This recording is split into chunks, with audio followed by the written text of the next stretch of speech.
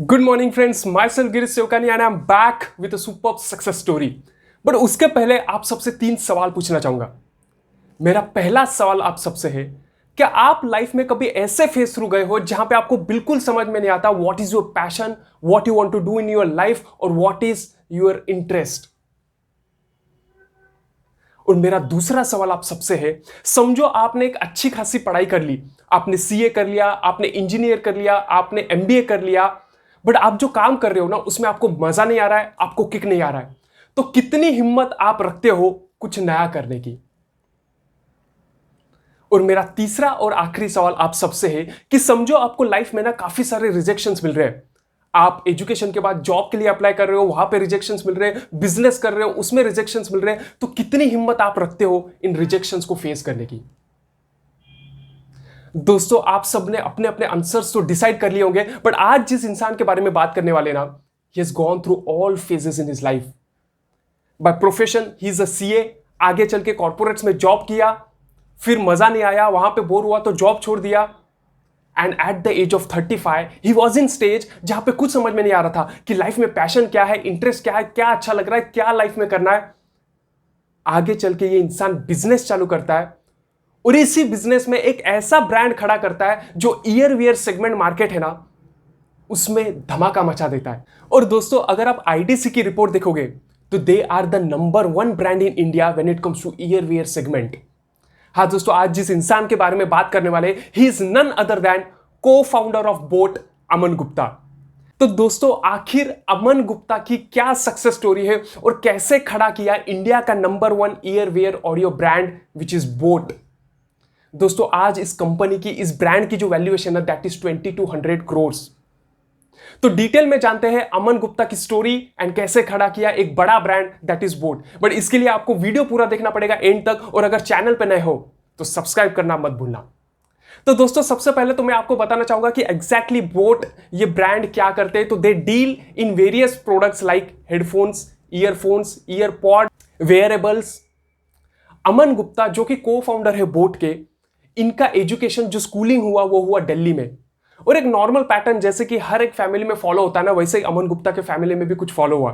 और जैसे ही schooling complete हुई तो लोग जैसे कहते हैं ना कि डॉक्टरी करो, इंजीनियरिंग कर लो, इसी तरह अमन गुप्ता के पापा ने अमन से कहा कि चलो सीए कर लो, because there were many CS already in his family. तो पापा का दिल रखने के लिए ही also entered into the CA. But जब वो सीए करने लगा ना, तो कुछ टाइम के बाद उसे उसमें भी मजा नहीं आ रहा था। He was feeling bore. ये जो सब्जेक्ट्स थे, अकाउंटेंसी एंड ऑल, ये कुछ भी उसको एक्साइट नहीं कर रहे थे। बट उसने सोचा कि चलो अब कर ही लिया है तो आधे में छोड़ के कुछ मतलब नहीं है, मैं सीए की पढ़ाई पूरी कंप्लीट कर लेता हूं। And he is one of the youngest CA when it comes to our country. और जैसे ही सीए की पढ़ाई कंप्लीट हुई ना, तो उसने ये डिग्री अपने पापा को दी और पापा से कहा, now let me do what I want to do in my life. आगे चल के 2 साल एक कंपनी में काम किया, बट वहां पे भी ना मजा नहीं आया, वहां पे भी ही स्टार्टेड फीलिंग बोर्ड, वहां पे भी उसे किक नहीं आई, and that's where he left that job also. And उसने डिसाइड किया कि चलो बिजनेस करते, and he shared his idea with his dad. अब उनका कोई वैसे फैमिली ओन बिजनेस तो नहीं था, this was the first time they started business. His dad also came with him. Dad का एक्सपीरियंस और अमन का aggression, by the way Aman is known for his aggression. तो इनिशियली तो वो लोग एक ब्रांड के प्रोडक्ट्स इंडिया में बेचा करते थे, एंड यहां पे भी ना अमन लर्नड वन वैल्यूएबल लेसन। जब उसने एक क्लाइंट को कॉल किया तो क्लाइंट टोल्ड अमन कि कॉल आफ्टर 15 मिनट्स। उसने क्लाइंट को फिर से 15 मिनट्स के बाद कॉल किया, and that time the client told कि 2 घंटे के बाद कॉल करो। 2 घंटे के बाद अमन ने कॉल किया, फिर से क्लाइंट ने कहा कॉल इन इवनिंग, और जब इवनिंग में कॉल किया तब क्लाइंट ने कहा कॉल नेक्स्ट डे।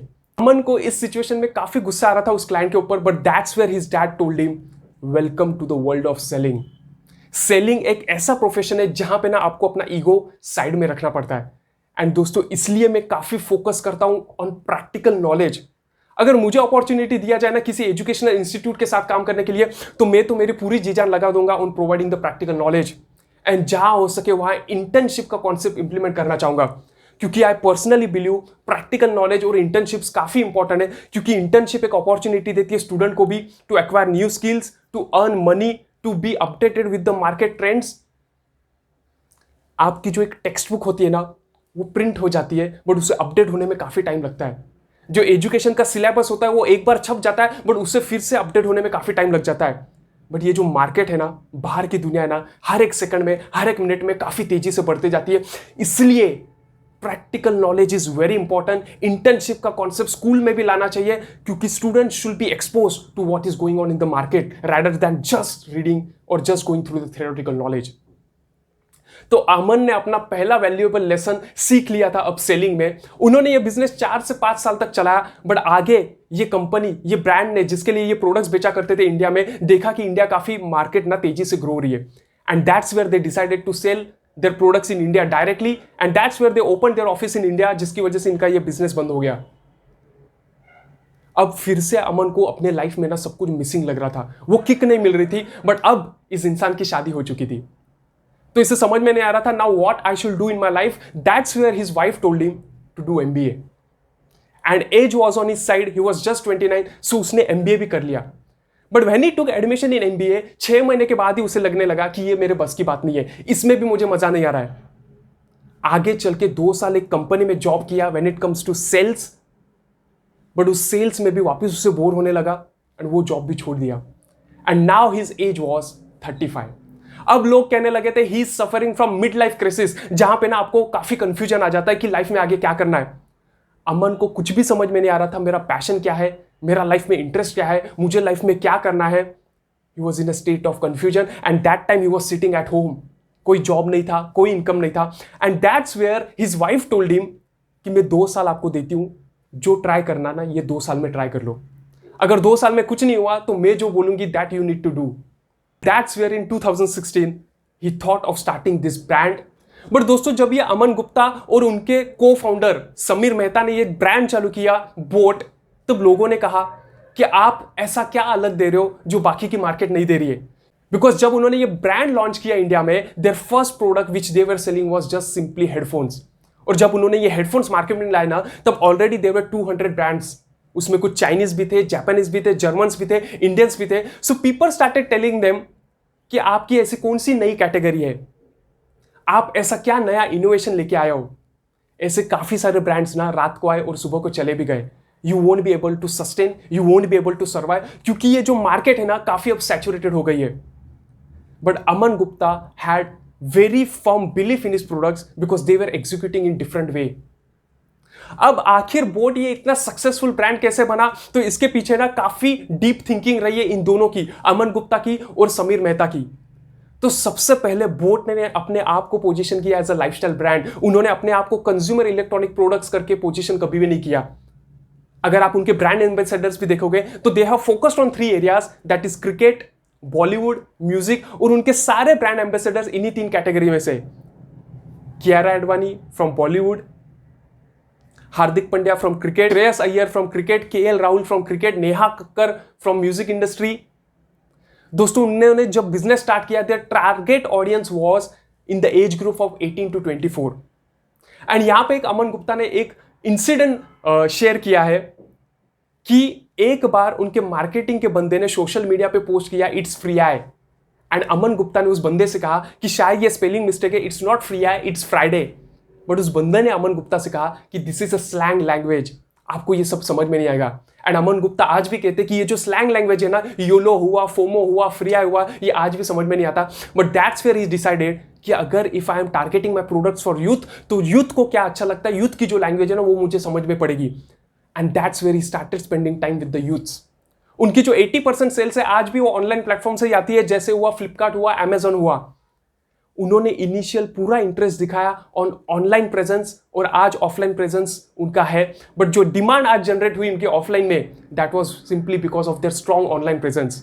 अमन गुप्ता ने एक स्पीच में कहा था कि इनिशियली उनके पास पैसे नहीं थे when it comes to ATL and BTL activities, and that's where उन्होंने जो भी पैसा था सारा लगाया फेसबुक के ऊपर, इंस्टाग्राम के ऊपर, जिसकी वजह से उनका प्रेजेंस ना काफी स्ट्रांग हो गया।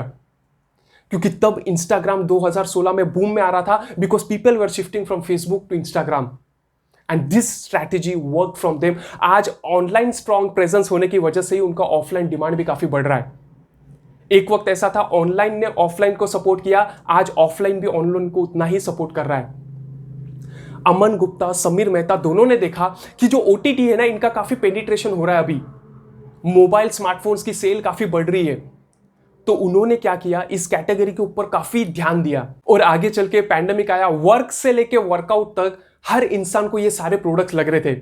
जैसे ईयरफोन्स हुए, हेडफोन्स हुए। आज आप देखोगे कि मॉर्निंग वॉक के लिए जब लोग जाते ईयरफोन्स पहन के जाते, जब जिम में वर्कआउट करते तब भी ईयरफोन्स पहनते, and when it comes to work from home तब भी लोग ईयरफोन्स लगा के ही बैठते हैं। तो उनकी मार्केट जो है ना काफी बढ़ गई। एंड एक रिपोर्ट में मैंने पढ़ा कि बोट 15,000 यूनिट्स एक दिन में सेल करता है।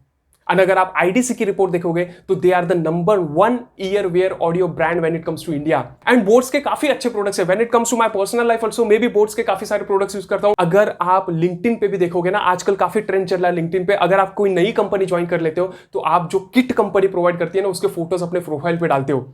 अगर आप वो प्रोफाइल देखोगे ना, वो पिक्चर देखोगे लोगों के हुए ज्वाइन न्यू कंपनी, उसमें भी काफी सारे जो प्रोडक्ट्स है आपको बोट के ही दिखाई देंगे। उन्होंने हमेशा से लेके कस्टमर फर्स्ट अप्रोच रखा और जो सोशल मीडिया पे रिव्यूज आते हैं प्रोडक्ट्स के ना, वो काफी ध्यान लगा के ये सारे रिव्यूज पढ़ते हैं और अकॉर्डिंगली अपने प्रोडक्ट्स में वो इंप्रोवाइजेशन करते जाते हैं। एक गाना आपने सुना होगा सुल्तान मूवी से, बेबी को बेस पसंद है। एंड उन्होंने देखा कि इंडियन मार्केट, जो इंडियन क्राउड है ना, उनको बेस काफी पसंद आता है, इसलिए उन्होंने अपने सारे प्रोडक्ट्स में बेस भी इंक्लूड कर दिया। और दोस्तों देखते ही देखते 5 साल में ये कंपनी का वैल्यूएशन हो गया 2200 करोड़।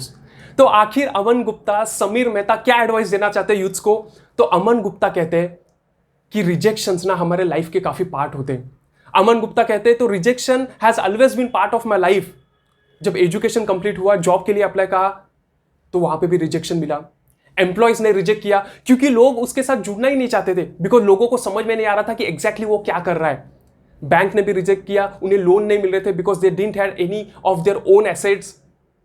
तो अमन गुप्ता कहते हैं rejections are part and parcel of our life. हमें रिजेक्शन से भागना नहीं चाहिए बल्कि उन्हें फेस करना चाहिए। अमन गुप्ता ने एक अच्छी लाइन कही है, अगर वो ये सब ट्राई नहीं करते ना लाइफ में तो शायद एक रिग्रेट कैरी करते। इसलिए he decided better to try rather than crying. और आगे चल के ये जबरदस्त जर्नी साबित हुई बोट के लिए। और 5 साल में 2016 से लेकर 2021 में इस कंपनी ने इतना बड़ा ब्रांड अपने दम पे एस्टैब्लिश किया। दोस्तों अमन गुप्ता जब ये सब चालू कर रहे थे तो अमन गुप्ता कहते हैं आजकल ना ये जो वर्ड्स हो गए, स्टार्टअप हो गया, एंजल इन्वेस्टर्स हो गया, वेंचर कैपिटलिस्ट हो गया, इन्वेस्टिंग हो गया, फंड्स हो गए, ये काफी ना आजकल फैड वर्ड्स हो गए। जब हमने 2016 में ये कंपनी चालू की थी, ये ब्रांड चालू किया था, तब लोग इसे कहते थे बिजनेस। जब अपना खुद आपका कुछ चालू करते हो तो उसे बिजनेस कहा जाता था। बट आज जो ये स्टार्टअप्स एंड ऑल हो गया ना, ये एक फैड हो गया है। जो कोई देखो उठ सुट के यही कहता है कि मैं स्टार्टअप चालू कर रहा हूं, मुझे फंडिंग चाहिए। तो हमें ना हमारे बेसिक्स पे भी काम करना चाहिए, हमें हमारे बिजनेस पे ध्यान लगा के काम करना चाहिए। तो दोस्तों आशा करता हूं ये जो सक्सेस स्टोरी है अमन गुप्ता की आप सबको पसंद आया होगा। बोट इस ब्रांड में से भी आपको कुछ वैल्यूएबल लेसन्स मिले होंगे when it comes to marketing. और अगर दिल से वीडियो पसंद आया ना तो लाइक शेयर कमेंट जरूर करना। और अगर चैनल पे नए हो तो सब्सक्राइब करना मत भूलना। Till then be safe, be healthy, take care and bye bye.